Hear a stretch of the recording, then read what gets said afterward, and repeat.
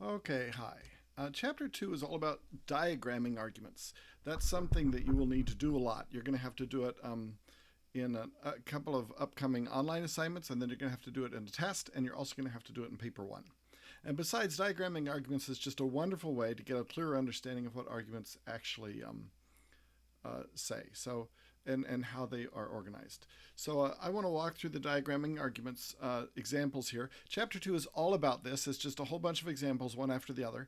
And I've picked 8 of them, and I want to walk through those 8 and talk about how they can be diagrammed. So here we go.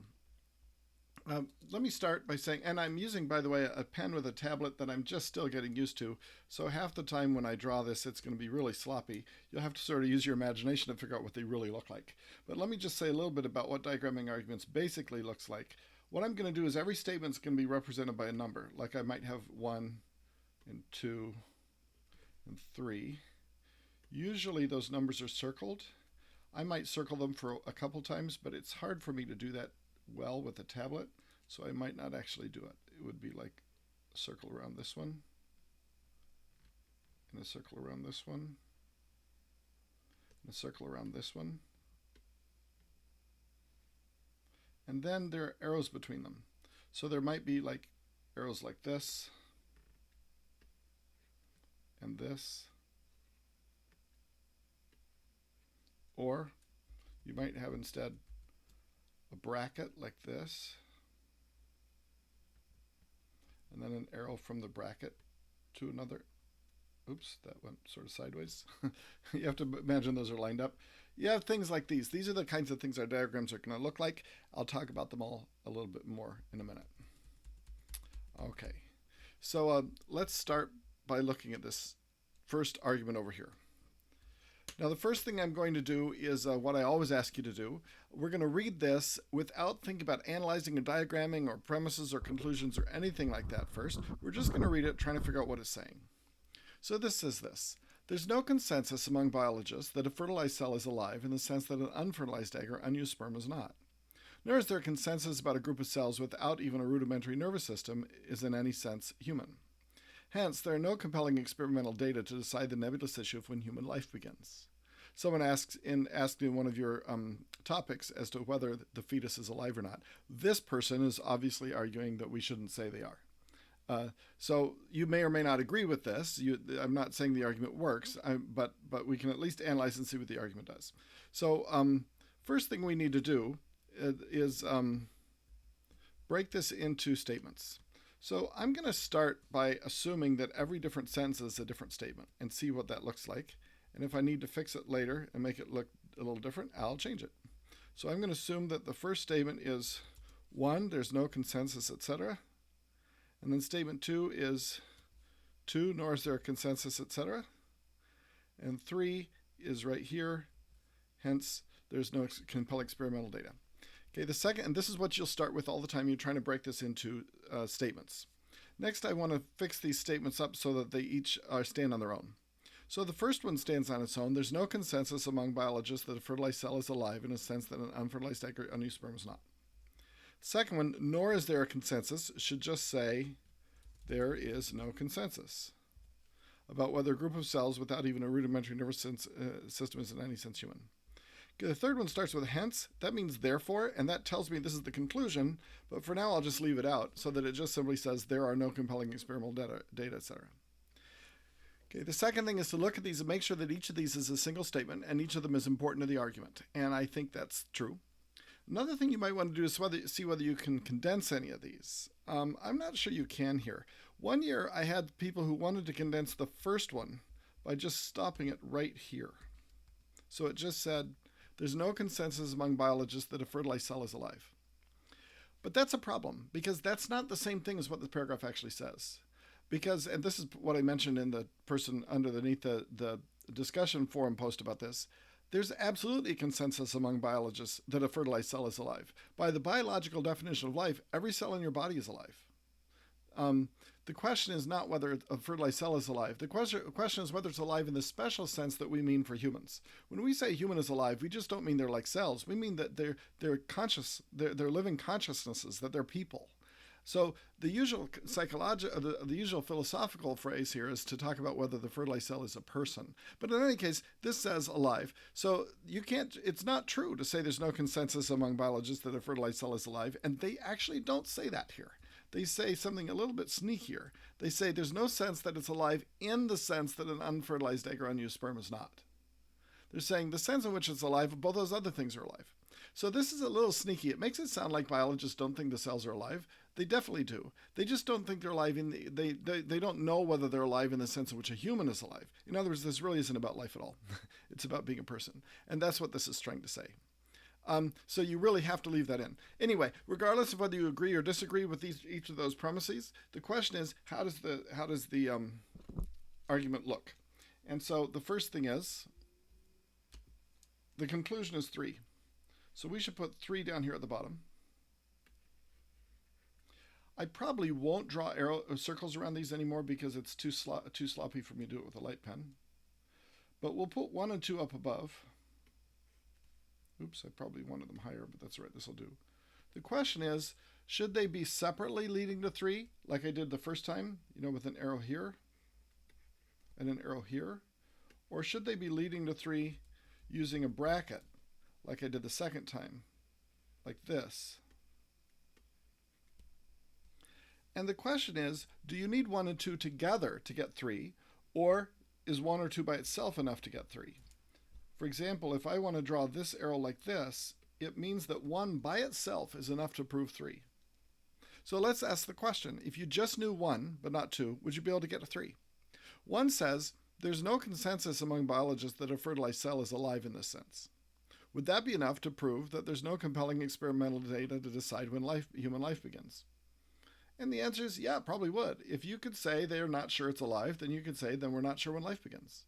And similarly, if you knew 2, there's no consensus about whether a group of cells is in any sense human, that's enough to make you decide then we don't know when human life begins. So 1 hits the life part of human life, and 2 hits the human part of human life, and both of them by themselves are enough to prove 3. So this is the diagram for this.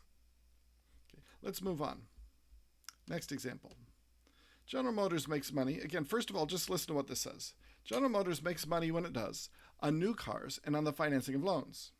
Car dealers, by contrast, make most of their money on servicing old cars and selling used ones. So car dealers can thrive even when the automaker languishes. This is the idea. Somebody says, General Motors is almost bankrupt. They're running out of money. Man, they're in big trouble. And you look around and you say, that doesn't make any sense. My car dealer's doing great. And this says, but that still could be, because car dealers don't make their money on new cars. They make their money on the old cars. General Motors makes its money on the new cars. So one can be doing well while the other's not doing well. That's what this is saying. Now, I'm going to start the same way as before. I'm going to start by separating these into statements, and I'm going to start by assuming, until I figured it out, until I figured out more, that this is one statement per sentence. So 1 will go to there, 2 will go to there, 3 will go to here. And next, I'm going to make sure these are all standing on their own. General Motors makes money when it does on new cars and the financing of loans. I don't really need the when it does part. It's just as clear without it. It's not part of the argument. So when you're doing this on your papers, make sure that you simplify the statements. You don't have to keep the entire statement in if it's not all part of the argument. Car dealers, by contrast, I don't need the by contrast part, especially since if it's going to stand on its own, it can't be referring to the previous part really. Car dealers make most of their money on servicing old cars and selling new ones. The word so is just a way of saying therefore, so we know that's the conclusion. Car dealers can thrive even when the automaker languishes. Okay, do any of these need to be split apart further? You could split 1 apart into General Motors makes money on new cars partly, and then also number 2, it also makes money on the financing of loans. But I think it works just fine the way it is. The argument doesn't deal with those things separately, so it really doesn't need to have them separated. And the same thing for number 2. This seems right. So the question is, does the diagram look like it is pictured right now, where 1 and 2 go to 3 separately, or do 1 and 2 have to belong together? So let's think about this. If you just knew 1, General Motors makes money on new cars, would that prove to you that car dealers can thrive even when the automaker languishes? The answer is it shouldn't.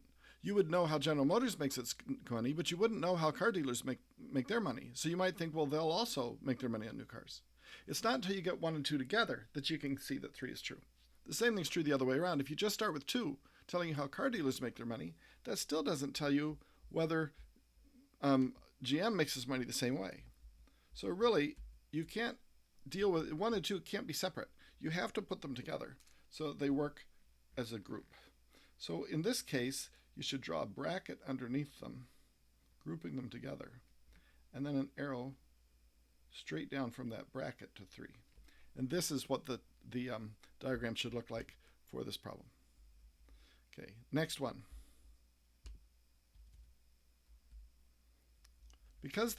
So let's again first read it. Because the greatest mitochondrial variations occurred in African people, scientists concluded that they had the longest evolutionary history, indicating a probable African origin for modern humans. This is saying there are these mitochondrial variations in the cells of different people, and we noticed that the greatest variation was in African people, and they assumed that means that they've been around the longest, evolving the longest. And they say that means probably that's where people started, was in Africa. So let's first of all try to break this into statements. Here we've only got a single sentence, but you can see that there's several statements here. The first one is that the greatest mitochondrial variations occurred in African people. So we're going to make that 1. And then this will be 2. And then where the next comma is, in this case, we have 3. Now, it doesn't always break where the commas are. Sometimes it does, sometimes it doesn't. But in this case, it seems to. Let's clean some of these up. The because indicates that this is a premise, so we'll remember it's a premise. But the statement itself is simply the greatest mitochondrial variations occurred in African people. Now here, scientists concluded that is simply a way of saying, therefore. It's just telling you that they drew this conclusion. So we need to leave that out of the argument. We're not arguing about scientists. We're arguing about the evolutionary history. So the point here is that it says they had the longest evolutionary history. Actually, I should be a little bit more accurate than that.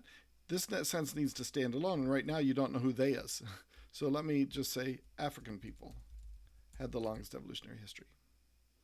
Okay, down here, indicating a probable African origin. Again, the indicating shows that this is kind of a conclusion.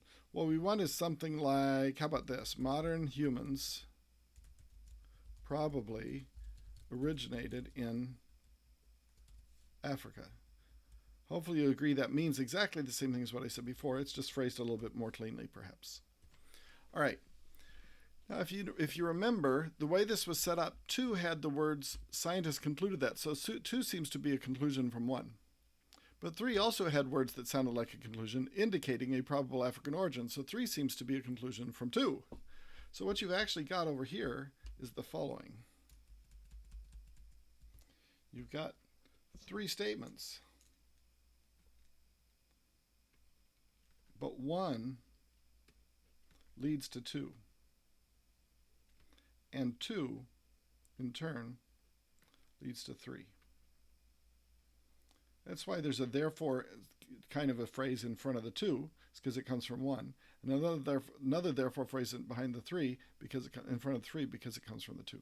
So 3 different arguments here, all with 3 very different ways of being analyzed. Being diagrammed. So look at the 4th one. We'll see still a 4th way of diagramming. Older women, okay, again, so first of all, just listen without worrying about the analysis. Just listen to what this means. Older women have less freedom to fight sexual harassment at their jobs or to leave a battering husband because age discrimination means they won't easily find other ways of supporting themselves.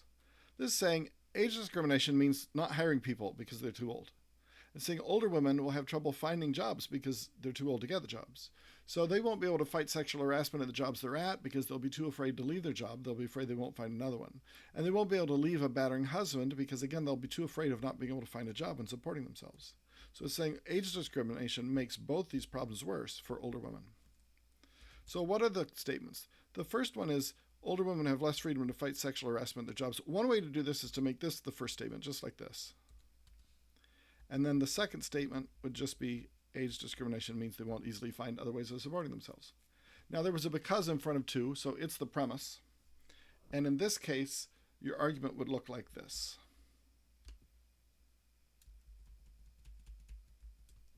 You would just say 2 is actually the premise, leading to 1. However, there's a better way, or at least another way to do this, at least a more careful way to do it. This is okay. And that is, if I wanted to, I can break this into two statements. Older women have less freedom to fight sexual harassment at their jobs, and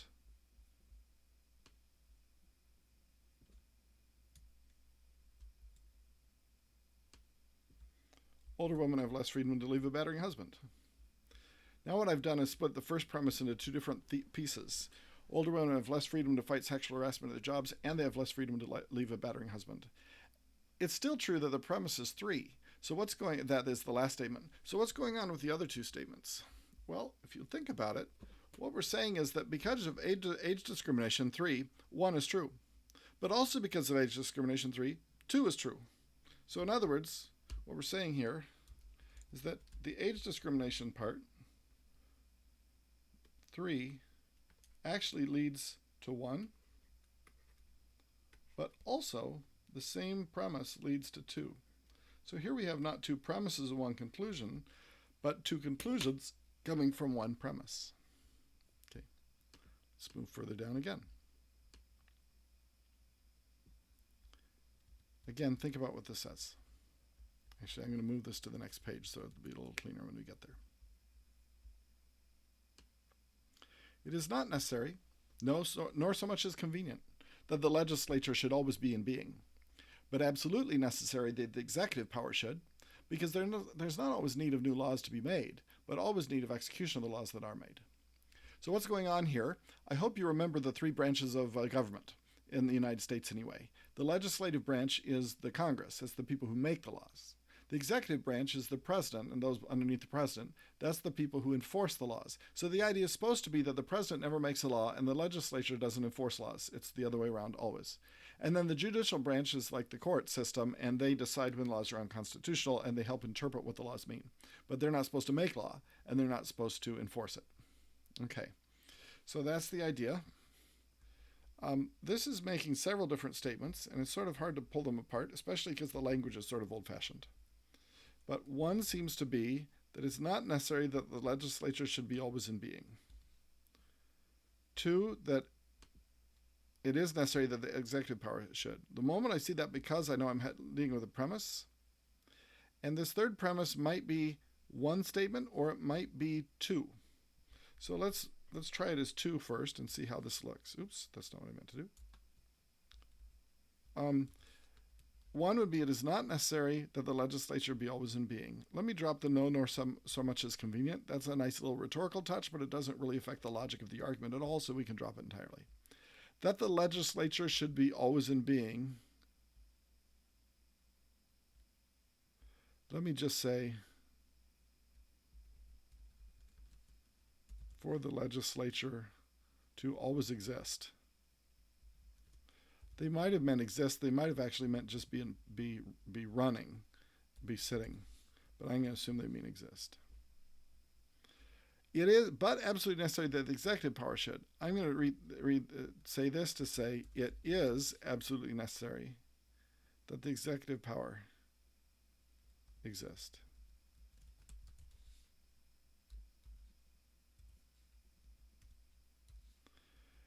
Because, so this is a premise,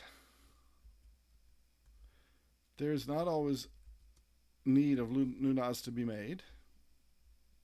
The legislature doesn't need to always be around because we don't always need the legislature.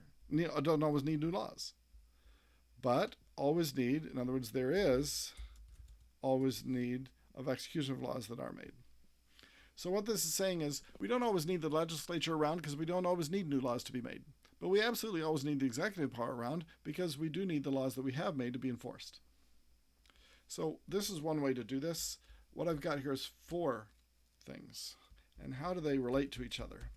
Well, 3 is a premise because it was started with a because. There's not always need of new laws to be made. And what that's showing is that because we don't always need new laws, therefore we don't always need the legislature to exist. So somehow at least 3 seems to go to 1. Oops.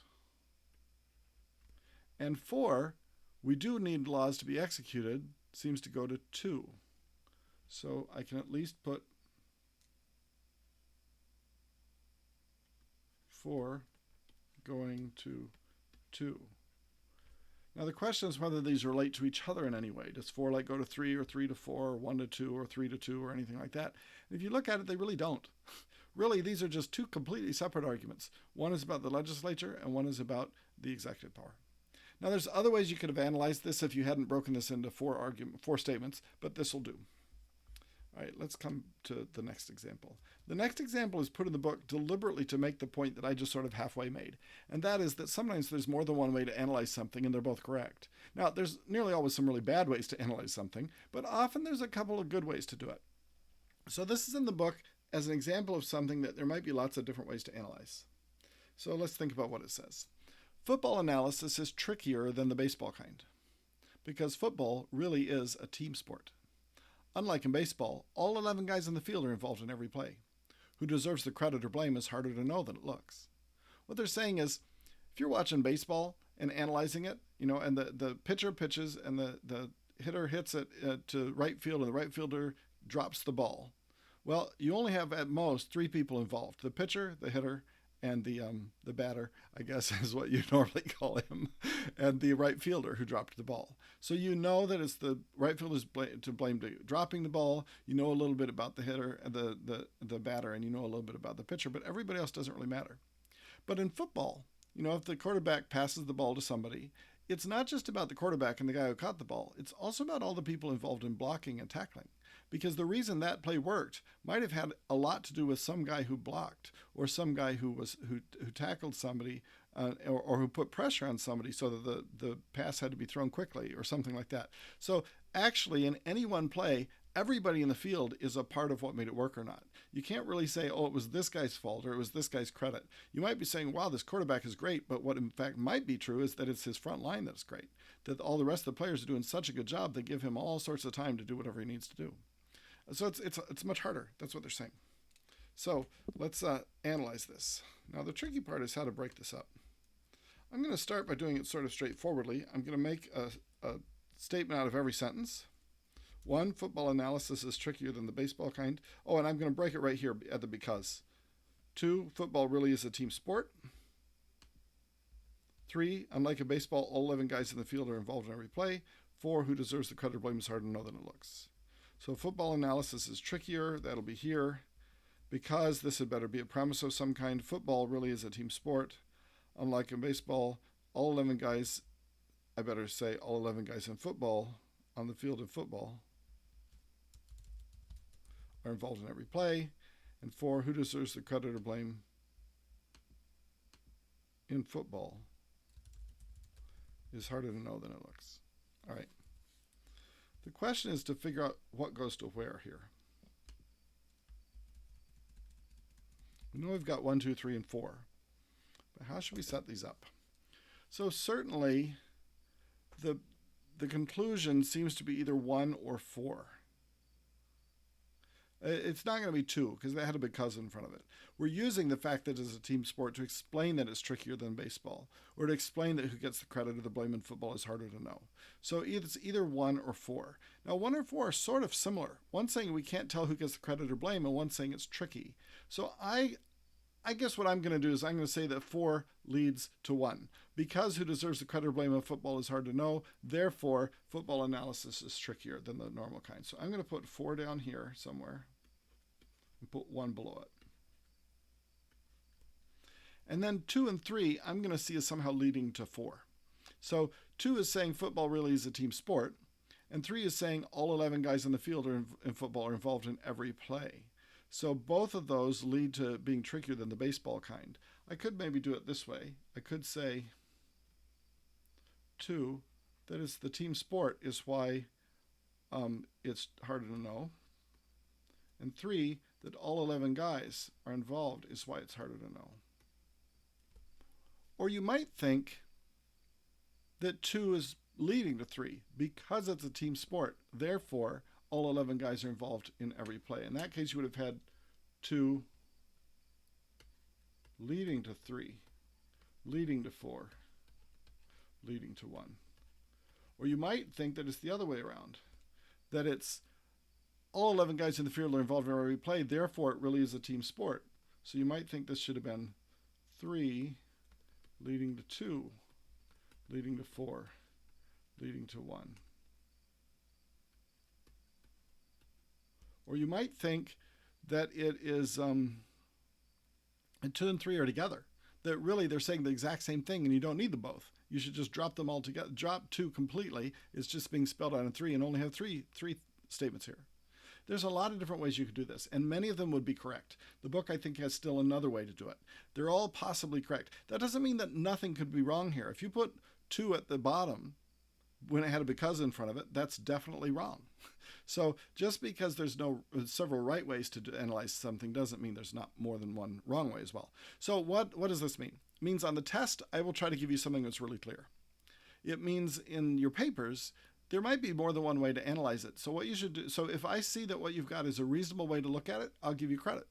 If you're a little unsure, feel free to explain your thinking, and maybe I'll give you some credit because of your explanation, even if I wouldn't have normally. So it's a little bit of an art, not a science. Okay, let's go down to the next one. We'll do just 2 more here that are tricky enough to be worth looking at. This next one has a trick in it I want you to notice. All right, first of all, let's read it. Human law is framed for the multitude of human beings. The majority of human beings are not perfect in virtue. There's a typo right here where it says "do not forbid." That should be "do not forbid." Therefore, human acts do not forbid all vices.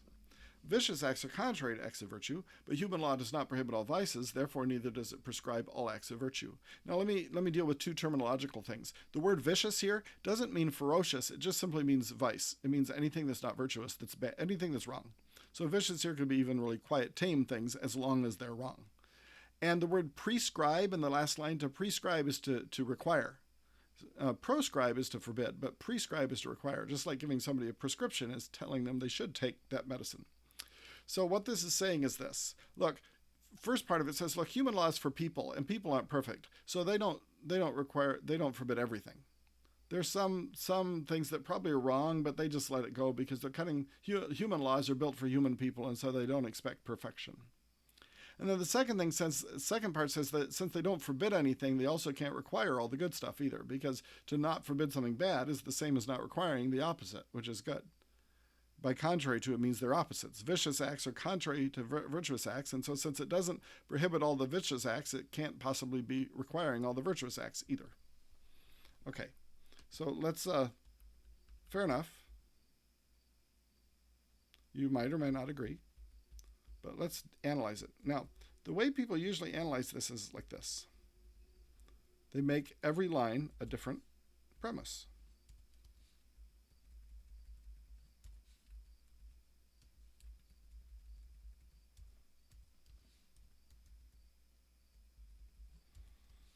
Let's fix them up just slightly. The human law is framed for the multitude of human beings. The majority of human beings are not perfect in virtue. We'll drop the therefore, just remember that that's a conclusion. Vicious acts are contrary to acts of virtue. We'll drop the but, just say human law does not prohibit all vices, and we'll drop the ... at the end, the ellipsis, and just put a single period. We'll drop the therefore here and say human law does not prescribe all acts of virtue, rather than neither does it. Okay. And if you just analyze this the way it looks, you might very reasonably come up with the following. You might say, well, 1 and 2 seem to go to 3, and 4 and 5 seem to go to 6. So the question is, do 1 and 2, are they bracketed or are they separate? Is it like this or like this? Which one of those pictures is right for 1 and 2? So let's take a look. If we knew just 1, but not 2, would we get to 3? So if we knew that human law was made for humans, that's what 1 says, but didn't know that humans weren't perfect, we still wouldn't know that human laws didn't forbid all vices, because we'd think, oh, maybe humans are perfect. Now, that's silly because we know they're not. But pretend for a minute you didn't know that. Suppose you only knew 1. Would that lead to the conclusion that human laws don't forbid all vices? No, because you wouldn't know that human beings weren't perfect. So 1 by itself won't get to 3. How about 2 by itself? The majority of human beings are not perfect in virtue. If you knew human beings are not perfect, would that lead to human laws not forbidding all vices? No, actually, not unless you also knew, one, that human law was made for humans, if for the multitude of humans, for the average human. And so you really need both these together for this to work. So actually, 1 and 2 should both go together like this. If I can get this to work, there we go.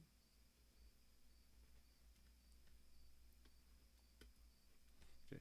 Now 4 and 5, how about them? Well, 4 says vicious acts are the opposite of virtuous acts. And 5 says human law doesn't prohibit the vicious acts. So 6, therefore, won't mandate the virtuous ones either. So once again, if you only knew 4, the vicious acts were contrary to acts of virtue, but didn't know that the law doesn't prohibit all the vicious acts, then you would know it wouldn't prescribe all the acts of virtue. You really need 5. But if you just knew 5, that human law doesn't prohibit all vices, but didn't know that vices were the opposite of virtue, you wouldn't know 6 either. So you really need both together. So once again, this needs to be bracketed. And this is pretty good, but it's not great because it's made a very simple mistake, or not a mistake, but at least overcomplication. Look at 5. Human law does not prohibit all vices. And 3. Human laws do not forbid all vices. What's the relationship between those two? Well, if you think about it, they're the same. 5 is essentially virtually identical to 3. So you shouldn't put it in twice. You should just leave it out because you don't need to repeat it. And that means what this really looks like is this. 1 and 2 goes to 3, and then 3 combines with 4. In other words, over here, 4 combined with what used to be 5, but we don't have to repeat it. We can just use 3. And then that combines to give us 6. And then we don't need this part at all. Okay. So this is actually one complex argument where 1 and 2 goes to 3, and then 3 together 4 leads to 6. And now you can see that that's actually what he's doing. 1 and 2 leads to 3.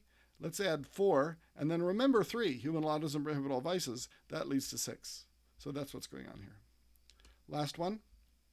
Desert mountaintops make good sites for astronomy. Being high, they sit above a portion of the atmosphere, enabling a star's light to reach a telescope without having to swim through the entire depths of the atmosphere. The less atmosphere you have to go through, the easier the light from the stars reaches you. So being high up above most of the atmosphere helps a lot. So mountaintops make them good. And being dry, the desert's also relatively cloud-free, which is important because the merest veil of haze or cloud can render a sky useless. So because they're mountaintops, they're above a lot of the atmosphere, which makes them good. Because they're deserts, they're relatively cloud-free, which makes them good. So a desert mountaintop is especially good. All right.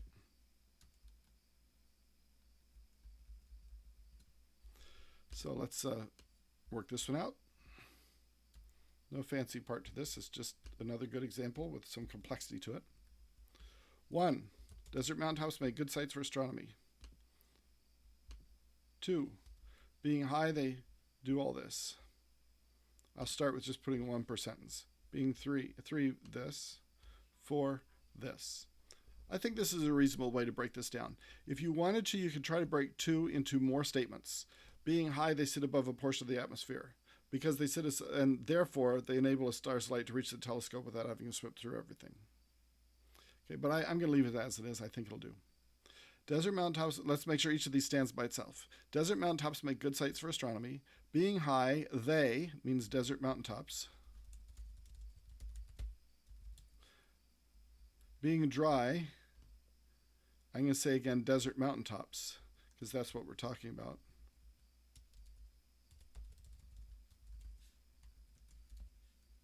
I'm going to drop D also. And then 4, I'll leave as it is. So what's going on here? Well, the conclusion, if you think about it, seems to clearly be 1. We're saying they make good sites for astronomy. And there's a couple different reasons. The first one is number 2. They're high up. And that by itself is enough to make them good sites for astronomy. Now the second thing is 3 and 4, but 3 and 4 are being grouped together. We didn't need to know that they're relatively cloud-free, but we also need to know that being cloud-free is important. So because they're relatively cloud-free and being cloud-free is important, together those also make them good sites. So this is the way this one would look.